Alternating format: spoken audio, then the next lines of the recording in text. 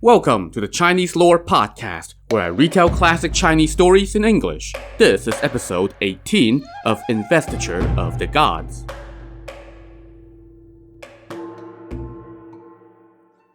Last time, Jiang Ziya impressed King Zhou by exposing and killing the Jade Luke demon, and he was given a low-level court official post.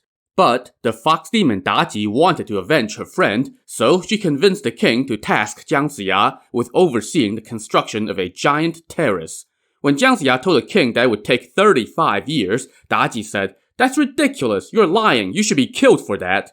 When the king concurred, Jiang Ziya turned and ran, a sight so uncommon among court officials facing death sentences that the king was greatly amused, but also greatly pissed, as he ordered his men to arrest Jiang Ziya. As we rejoin the narrative, Jiang Ziya and his pursuers were engaged in a Benny Hill-style chase all over the palace grounds. When he reached the Nine Dragons Bridge, he turned and saw his pursuers drawing near. "Hey, no need to chase me," Jiang Ziya shouted to them. "I'll just kill myself, alright?" As he spoke, he leaped over the railing and jumped into the water below. The guards rushed to the bridge and looked down. The splashes soon calmed to ripples, which soon turned back into still water, as Jiang Ziya sank toward the bottom. The guards now returned to King Zhou and told him that Jiang Ziya had drowned himself by the bridge. "That old scoundrel got off easy," the king scoffed. While that took care of Jiang Ziya, King Zhou now needed to find someone else to take on the task of building his deer terrace. Daji now nominated Chonghou Hu, the Grand Duke of the North, who had overseen the construction of the star-picking tower that they were currently sitting in. The king agreed and issued a decree. An envoy then went to the document's office to have the decree written down and dispatched. The person in charge of the document's office was a top minister named Yang Ren. When he arrived at the office just now, he saw a bunch of people hanging around the bridge. They told him that Jiang Ziya had jumped into the water and drowned, but they did not know why. Yang Ren now asked the envoy, who told him that it was over the construction of the deer terrace. "What is the deer terrace?" Yang Ren asked. "The queen offered a drawing of a giant extravagant terrace," the envoy said. "Now Chonghou Hu has been tasked with overseeing its construction. I could not bear to watch His Highness act like the king who ended the last dynasty, so I came here to see you. I hope you will admonish him loyally to save the people from being afflicted with this construction project, and to save the Shang dynasty from a bloody calamity. Your love of the people will spread all across the land." Yang Ren now told the envoy, "Stall the decree here for now. Wait until I have gone and spoken to His Majesty." So Yang Ren went to see King Zhou. Given how many times this scene has played out in this novel, how about we just skip Yang Ren's lecture to the king and jump right to the aftermath? "You scoundrel!" King Zhou said angrily. "You're just a pedant. How dare you act in such ignorance and insult your lord?" He then turned to the guards and barked, "Cut out his eyes. On account of his prior service, I will spare his life." Yang Ren, however, said, "I don't mind having my eyes gouged out, but I fear the nobles of the land will not stand for it." Yeah, whatever. The guards dragged him off the star-picking tower, and a moment later, they returned with his two bloody eyes on a platter while his body lay strewn on the ground below. Lovely.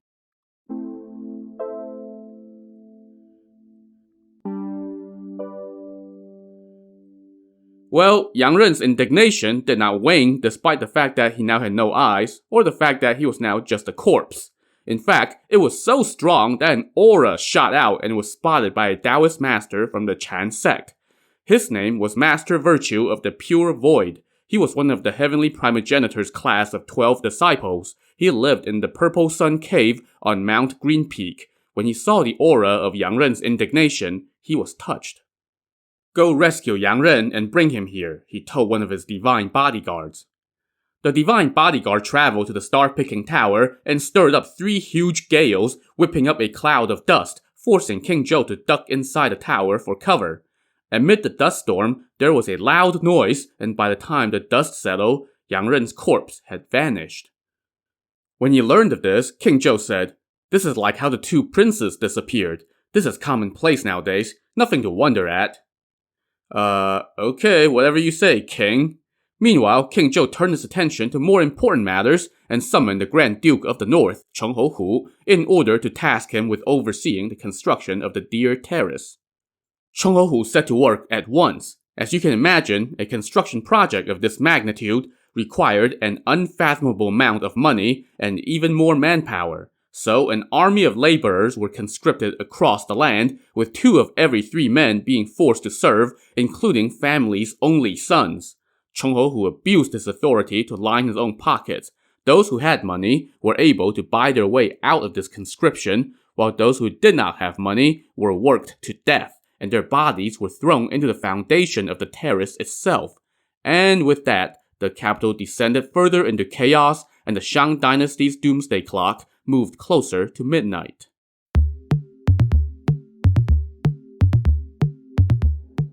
Meanwhile, in the Purple Sun Cave, Master Virtue of the Pure Void came out to inspect Yang Ren's corpse. He told his acolyte to fetch 2 magic pills from his gourd, and he put the pills in the holes in Yang Ren's head where his eyes used to be. He then blew a breath on Yang Ren's face and shouted, "Yang Ren, arise at once!" And this is where things got really freaky. From Yang Ren's eye sockets, 2 hands grew out, and there was an eye in the palm of each hand. These were magical eyes that could see the scenes and secrets of heaven and earth and everything in the world of men. At the same time, Yang Ren sprang back to life. After taking a moment to gather his senses, Yang Ren suddenly realized that there was, something different about himself. He also saw a Taoist priest standing in front of a cave. "Master, is this the underworld?" Yang Ren asked. "No, this is the Purple Sun Cave on Mount Green Peak, and I am Master Virtue of the Pure Void," the priest replied. "I saw how you loyally and courageously admonished King Zhou to try to save the people, and how you lost your eyes for it. Your allotted time on this earth has not yet ended, so I brought you here, and in the future, you will contribute to a spoiler." Yang Ren kneeled to the priest and said, "Thank you for rescuing me. I will never dare to forget your kindness. If you would have me, I'm willing to become your disciple. Oh, and also, I'm grateful for you restoring my eyesight and all, but do you think you can maybe do it without the hands growing out of my eye sockets, or no? Okay, so it's just the hands or nothing? Okay, just thought I'd ask. Thanks anyway." And so from that day forth, Yang Ren took up residence in the Purple Sun Cave, waiting to fulfill his destiny. Meanwhile, let's go catch up with another supposedly dead man, Jiang Ziya. The last we saw him, he had just hurled himself into the water and apparently sank to the bottom without a trace. But remember that Jiang Ziya was able to fast travel using the elements, so jumping into a body of water literally put him in his element.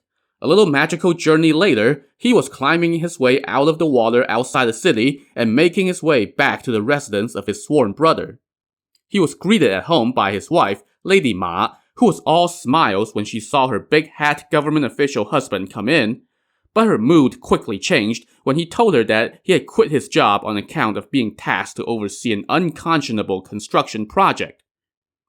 "My wife, let's move to the western Qi Mountains and bide our time," Jiang Ziya said. "My day will come, and I will attain the highest government rank and show that all my knowledge is worth something." "But you're no scholar, you're just a traveling sorcerer," Lady Ma said. "You lucked out and got a government job thanks to the king's immense kindness. He was looking out for you by putting you in charge of constructing the terrace. A project like that will require lots of money, and you would be in position to pocket some of it. How high do you think your rank is that you dare to admonish the king? You're destined to be a sorcerer for the rest of your life." "Don't you worry," Jiang Ziya told her. "The government job I had was a waste of my talents and would never satisfy my ambition. Just pack up and come with me to the western Qi Mountains. When I become a high official, you will become a noblewoman, and you will be adorned with jewelry from head to toe and be admired throughout the region." "What nonsense," Lady Ma scoffed. "You threw away the position that you had in hand with no plan B. You're just letting your imagination run wild and going on a wild goose chase. The king was trying to do you a favor by putting you in charge of the construction. But oh no, you had to be righteous. Why can't you be like all the other officials who are just going along to get along?" "You women folk don't know anything," Jiang Ziya said. "All is preordained. Sooner or later, everyone finds the right lord. We will find our destiny in the western Qi Mountains. When that day comes, you will have no shortage of riches." But Lady Ma was not budging. "Jiang Ziya," she said, "our time as husband and wife ends here. I was born and raised here. I will never move to another land. From this day forth, let's go our separate ways." "You're wrong," Jiang Ziya retorted. "A woman follows her husband no matter what. How can a married couple split up?" "I am a woman of this city. I will never move to another land. Face facts, and just write me a divorce paper so we can go our separate ways. I will never go with you." "But if you follow me, you will enjoy boundless riches." "Well, I guess I'm just not destined to enjoy boundless riches. You go and chase your high rank. I'll just stay here and live my pitiful life. You can remarry." "But don't you regret it later," Jiang Ziya warned her. "I asked for this, so I will never regret it," she said. Jiang Ziya nodded and sighed. "You think so little of me. You have already married me, so why don't you follow me? You have to come with me." But now Lady Ma got mad. "Jiang Ziya, we can do this the easy way, or I can tell my brother and father, and they can settle this with you, even if it means dragging you in front of the king," she said. As the two bickered, Jiang Ziya's sworn brother Song Yiren and his wife came by to play peacemaker.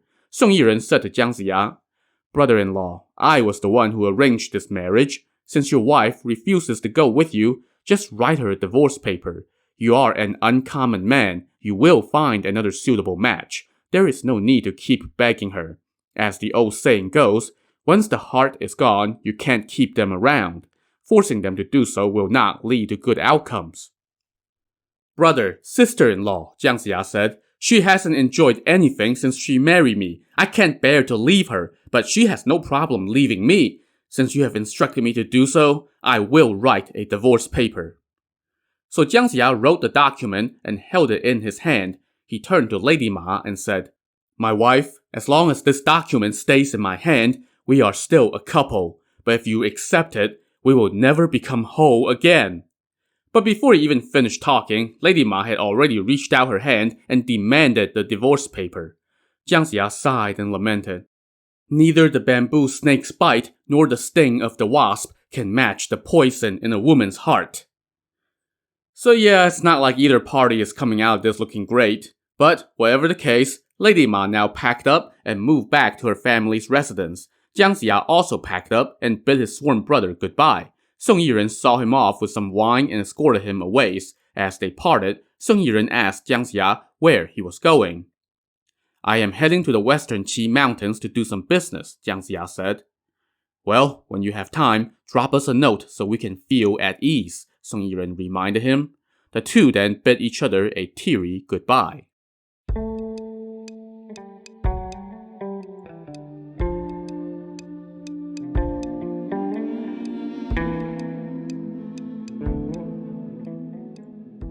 Jiang Ziya now headed west and crossed over the Yellow River. One day, he approached Tong Pass, the first of 5 major checkpoints on the border between the heart of the Shang domain and the lands to the west. As he walked toward the pass, he saw about 800 civilian refugees weeping by the side of the road. "Are you all from the capital?" Jiang Ziya asked some of them. These refugees were indeed from the capital, and some of them recognized Jiang Ziya from his days as a fortune teller and low-level official. "Mr. Jiang, we are residents of the capital," they told him. "King Zhou is building the Deer Terrace and has put Cheng Houhu in charge. That cursed wicked official has conscripted 2/3 of men. Those who can pay can bribe their way out of service. Tens of thousands of laborers have died of exhaustion and are buried in the foundation of the terrace. There's not a moment's peace. We can't bear it anymore, so we are fleeing. But the Commander Zhang in charge of Tong Pass refuses to let us through. If we get captured, we will be killed for sure. That's why we are crying." "There's no need for this," Jiang Ziya told them. "Let me go speak with Commander Zhang on your behalf and convince him to let you through." All the refugees thanked him profusely. Jiang Ziya asked him to watch his luggage while he went up to the checkpoint and went to the residence of Commander Zhang Feng. He told the doorman, "Please tell your master that Jiang Ziya, junior minister of the Shang court, is here to see him." When Zhang Feng got word of this, he thought to himself, "Jiang Ziya is a civil official while I am a military officer. He is at the Shang court while I am stationed on the border. I will no doubt have to ask him for favors in the future. Thus deciding that he needed to butter up to this court official, Zhang Feng invited him in at once. Jiang Ziya entered, dressed in his Taoist robes rather than his court regalia. When Zhang Feng saw a Taoist priest come in, he remained seated and asked, "Who are you?" "I am Junior Minister Jiang Ziya." "Why are you dressed in Taoist garb?" "I have come to speak to you about the suffering of the masses. His Majesty has been bewitched by a vixen. He ordered me to oversee the construction of Deer Terrace, but I refused to do wrong by my lord, my country, and the people. So I admonished him honestly. He refused to listen and wanted to punish me. I was going to give my life to repay the kindness of the court. Alas, heaven decided that my time was not yet up, and I was allowed to return to my ancestral land. That is how I came to be here. I ran into many civilians who were on the run. If they are recaptured, they will suffer horrible torture like the burning pillar or the serpent's pit. They would be reduced to ashes. Pity the innocent dead and their souls. I felt sorry for them. That is why I have imposed upon you to request that you generously allow the civilians through the checkpoint. They would get a new lease on life, and your virtue and kindness would be immeasurable." But when Zhang Feng heard all of this, he flew into a rage. "You are but a traveling sorcerer," he scoffed. "You lucked into a position at court, and yet, instead of repaying your lord's kindness, you tried to lead him astray. These refugees are traitors. If I listened to you, it would plunge me into dishonor. I have been commanded to keep watch over this pass, so I must naturally fulfill my duty. The refugees are breaking the law. I should arrest them and send them to the capital at once. But I figure if I just refuse to let them pass, then they will turn back and go home. I am giving them a way out. If I were to follow the letter of the law, I should arrest you too. On account of this being our first meeting, I will spare you for now." Zhang Feng then barked for his guards to throw Jiang Ziya out, which they promptly did. So Jiang Ziya had no choice but to slink back to the refugees, hanging his head in shame. "Mr. Jiang, is Commander Zhang going to let us through?" they asked him. "He was going to arrest me too," Jiang Ziya lamented. "I pushed my luck too far." The refugees once again started wailing, and Jiang Ziya could not bear it, so he told them, "Don't cry, I will get you across the checkpoint." But some of the refugees were skeptical and thought that he was just trying to console them. "Mr. Jiang himself couldn't get through, so how can he save us?" they muttered among themselves. But others who knew something of Jiang Ziya's reputation told him, "If you're willing to save us, you would be giving us a new lease on life."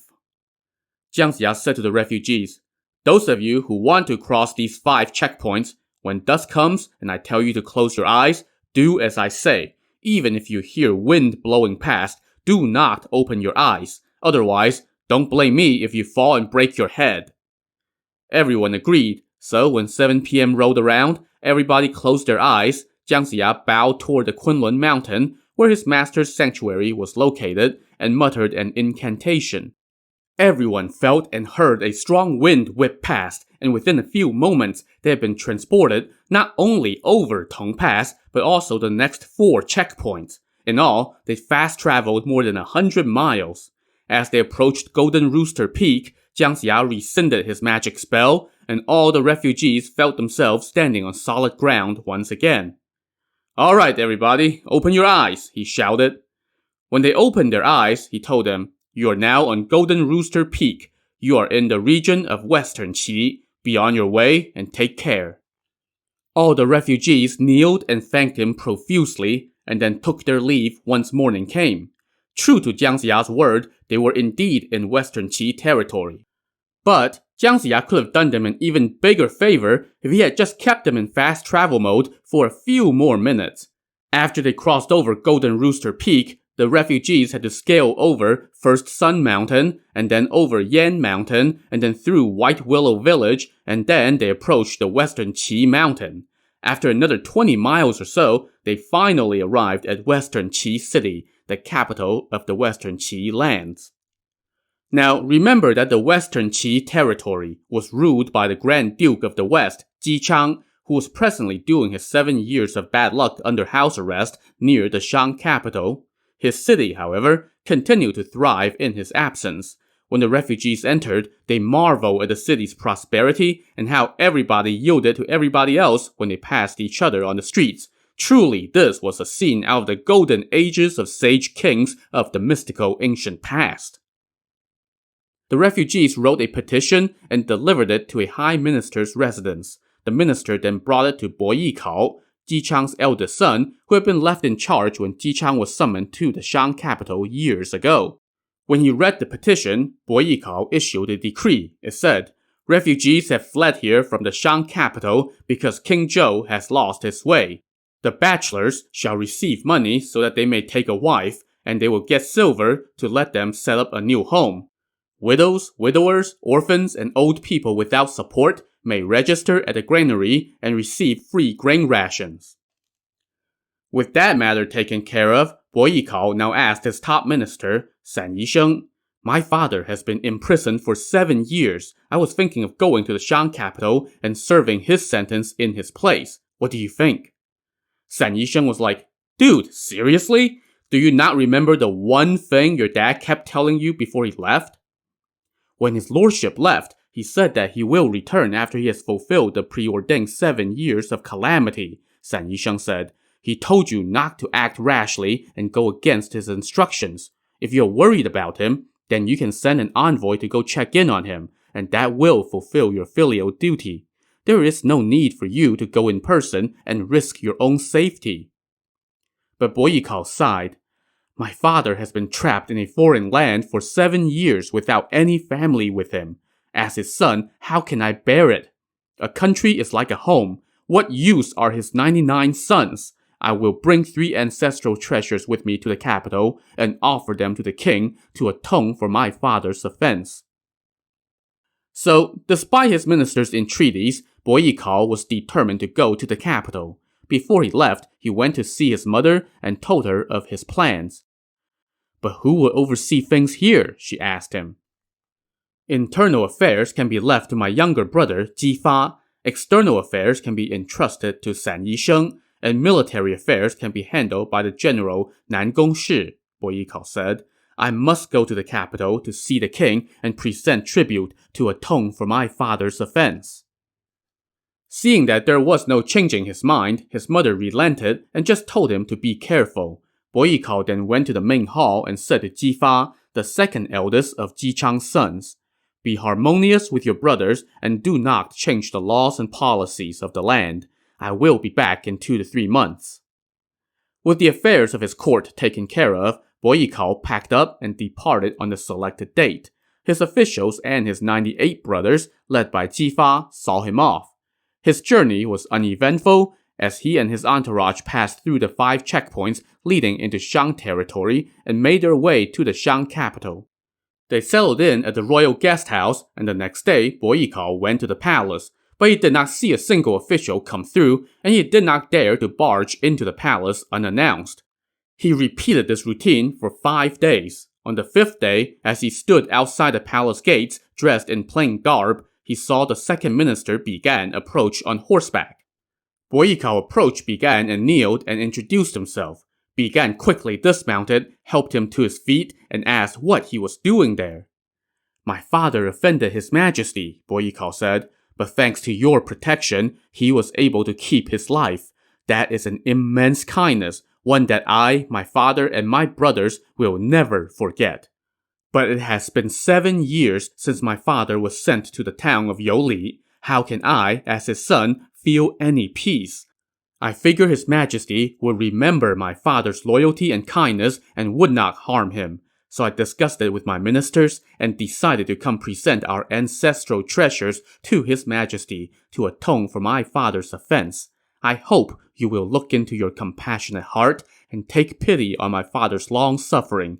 If he can go home, your kindness would be as immense as Mount Tai and as deep as the ocean. All the people of Western Qi will be grateful." "What treasures did you bring?" Bigan asked. "I brought a 7-fragrance carriage, a sobriety carpet, a white-faced monkey, and 10 beautiful maids." Now that piqued Bigan's interest, and he asked what was so special about these treasures. To find out the answer, and to see if they are enough to buy Ji Chang's freedom, tune in to the next episode of the Chinese Lore Podcast. Thanks for listening.